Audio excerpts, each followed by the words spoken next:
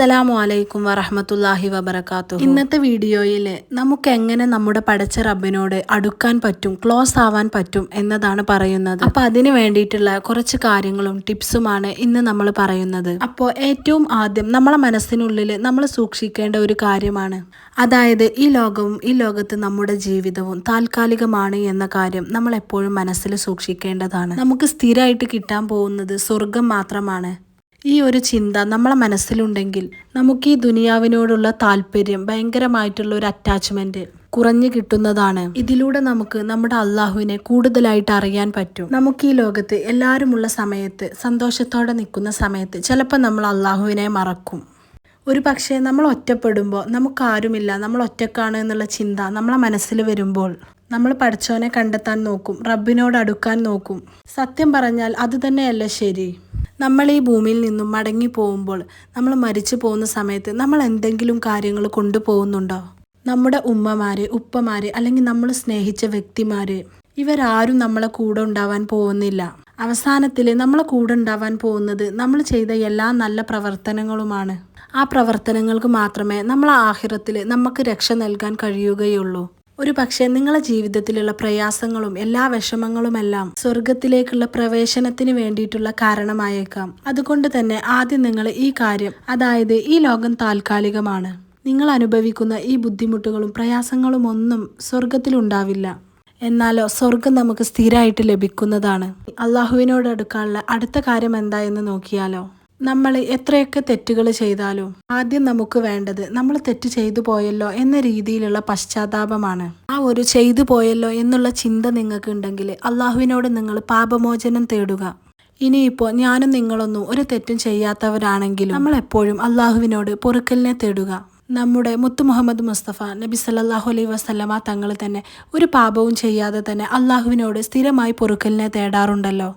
നമ്മളിപ്പോൾ വെറുതെ ഇരിക്കുന്ന സമയത്തോ, അല്ലെങ്കിൽ നമ്മൾ വഴിയിലൂടെ നടന്നു പോവുകയോ, അല്ലെങ്കിൽ നമ്മൾ വേറെ എന്തെങ്കിലും പ്രവർത്തനത്തിലായിക്കോട്ടെ, അങ്ങനെയുള്ള എല്ലാ സമയത്തും നമ്മൾ ഇസ്തിഗ്ഫാർ, അസ്തഗ്ഫിറുല്ലാഹ് അൽ-അലീം എന്ന ദിക്റെങ്കിലും ചൊല്ലാൻ നോക്കുക. അത് നമുക്ക് അള്ളാഹുവിനോട് ആത്മാർത്ഥതയോടെ പറയാൻ കഴിയണം. മനസ്സിൻ്റെ ഉള്ളിൽ നിന്ന് ആ ഒരു പൊറുക്കലിനെ തേടൽ അള്ളാഹു സ്വീകരിക്കുന്ന രീതിയിലാവണം. ഇനിയൊരു കാര്യം കൂടെ നിങ്ങൾ ഓർത്ത് വെക്കേണ്ടതായിട്ടുണ്ട്, അതായത് അള്ളാഹുവിൻ്റെ കരുണയാണ് നമ്മളുടെ തെറ്റുകളുടെയും കുറ്റങ്ങളെക്കാളും വലുത് എന്നത്. ഒന്ന് ഓർത്ത് നോക്കി അള്ളാഹുവിൻ്റെ കാരുണ്യത്തെക്കുറിച്ച്. എന്ത് രസമാണ് നമ്മൾ അള്ളാഹുവിൻ്റെ കാരുണ്യത്തെക്കുറിച്ച് ചിന്തിക്കുകയാണെങ്കിൽ. ഈ ഒരു വിഷയത്തെക്കുറിച്ച് ഖുർആനിലൊരു ആയത്തുണ്ട്. നിങ്ങളുടെ ഇപ്പോഴത്തെ ഈ അവസ്ഥ എത്രയോ മോശപ്പെട്ടതോ അല്ലെങ്കിൽ വിഷമകരമായതോ ആയിക്കോട്ടെ, എന്തൊക്കെ പ്രയാസങ്ങളാണെങ്കിലും ഒരിക്കലും നിങ്ങൾ അള്ളാഹുവിലുള്ള പ്രതീക്ഷ നിങ്ങൾ കൈവിടരുത്. ഇപ്പോൾ നമ്മളെല്ലാവരും നമുക്കുള്ളതിൽ വെച്ച് നമ്മൾ സന്തോഷവാന്മാരാണ്.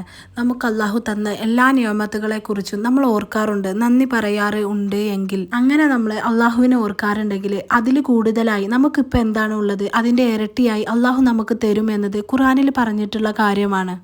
ഇനി അടുത്ത കാര്യമാണ് നമ്മൾ ആത്മാർത്ഥതയോട് കൂടിയുള്ള, ഇഖ്ലാസോട് കൂടിയുള്ള ദുആ.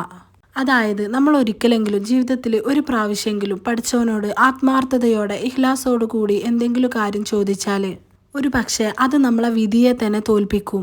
നമ്മളെ വിധി തന്നെ അള്ളാഹു മാറ്റി എഴുതപ്പെട്ടിരിക്കും. നമ്മൾ പൂർണ്ണ വിശ്വാസത്തോടെ അള്ളാഹുവിലേക്ക് പ്രാർത്ഥിച്ചാൽ അത് ഇനിയിപ്പോൾ അത് ശരിയാവോ അല്ലെങ്കിൽ അള്ളാഹു ഉത്തരം നൽകോ എന്നുള്ളൊരു സംശയത്തോടു കൂടിയല്ല, മറിച്ച് എന്തു തന്നെയായാലും അള്ളാഹു എനിക്ക് നല്ലതേ വരുത്തൂ എന്ന ചിന്തയോടുകൂടെ.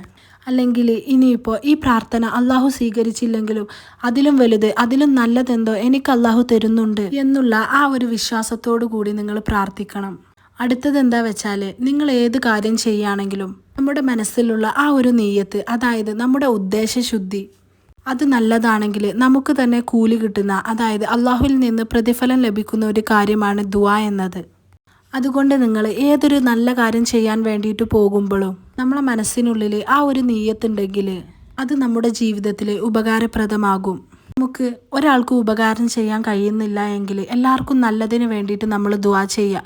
പടച്ചവനോട് ആത്മാർത്ഥമായിട്ട് എല്ലാവരുടെ നല്ലതിനും വേണ്ടി ദുആ ചെയ്യണം. ഒരു പക്ഷേ നമ്മൾ ചെയ്ത ഏറ്റവും ചെറിയ കാര്യത്തിന് പോലും അപ്പം നമുക്ക് അള്ളാഹുവിൽ നിന്നും നല്ലൊരു പ്രതിഫലം ഉണ്ടാക്കാൻ സാധിക്കും.